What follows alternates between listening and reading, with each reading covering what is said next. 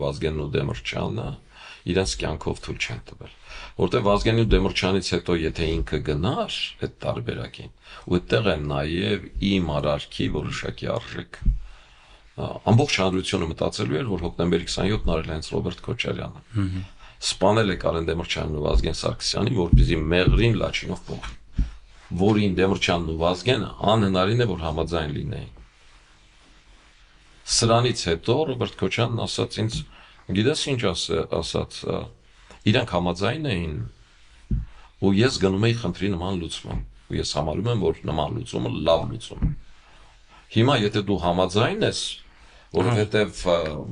միասնություն դաշինքի մեծամասնությունը քունն է, ես կշարունակեմ այս խնդիրը լուծելու։ Եթե դու համաձայն չես, ես այդ վրա չեմ վերցնի։ Դուք չեք տեսնում, որ ես կատեգորիկ դրան եմ։ Ու ինքը արդեն դրան չգնաց, փոխեց տարբերակը մանևրելու,